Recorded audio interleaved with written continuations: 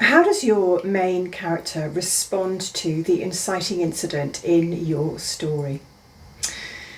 Now, this is a really interesting thing to consider. And I thought I'd just hop on really quickly and chat a little bit about it, because it's something that I've been teaching in one of my courses recently. And some main characters respond to the inciting incident, actively straight away. So the inciting incident causes a problem which only they can solve, and they formulate a plan and start taking action.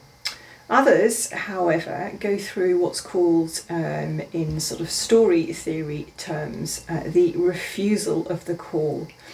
And this means that there's some resistance on their part, some delaying, some denial, some prevarication, some burying their head in the sand, and it takes them a while to actually take action.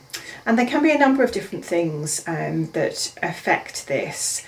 And they're really interesting because they are, a lot of them are quite deep psychological factors. So, for example, your main character's personality, so a lot of sort of psychological elements. And so how confident they are, for example, can really affect the extent to which they feel able to take on, that call to adventure and to get to grips with and feel confident about being successful in achieving the story quest.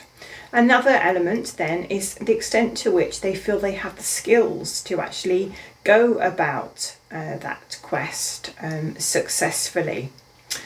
Another consideration then is what their fatal flaw is, and so this will affect every element of their decision making and behaviour in your plot, and it most certainly will affect how they react to the inciting incident, and then also what action they take.